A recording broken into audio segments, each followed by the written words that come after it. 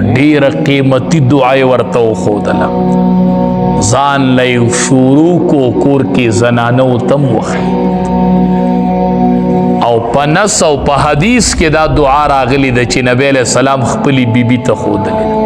خپلې بیبي ته یې وی د مؤمنانو مور ته یې وی چې کله ماښام اذان وشي که نه ماښام اذان ووري او جواب یې ورکړي نو بیا دعا کوه اللهم هذا اقبال لیلک و ادبار نهارک و اصوات دعاتک فاغفر لی.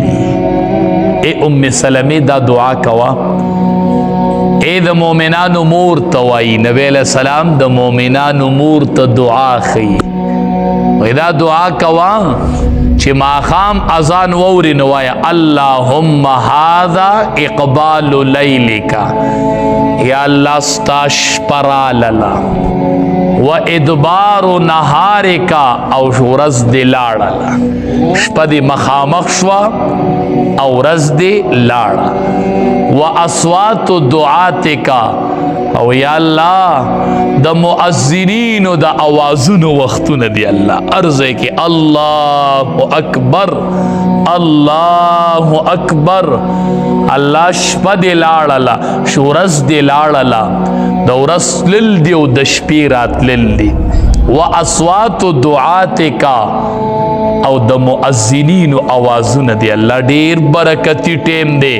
فغفر لی یا الله ما ته بخښنه وکړه یا الله ما ته بخښنه وکړه. د نبی علیہ السلام د مؤمنانو مور ام سلمه رضی الله تعالی عنها ته دعا ښیي چې دا دعا د ماښام د اذان نه پس کوه. هر اذان نه پس الله دعا قبلی. خدا دعا نبی علیہ السلام خپلی بیبی ته وښودله. زنانو چې اذان جواب ورکوي ماښام وای اللهم هذا اقبال لیلک و ادبار نهارک و اصوات دعاتک فاغفر لی. الله موبخه کنه دا ټول مؤذنین شروع دي دا اوازونه به شروع او شپه به راځي او ورځ به ځي ته به وایي فاغفر لی الله ما ته بخښنه وکړه یا الله ما ته بخښنه وکړه یا الله ما ته بخښنه وکړه الله ما وبخه. نو دقې اذان پسې دا دعا غواړئ چې الله م ګناهونه معاف کړي.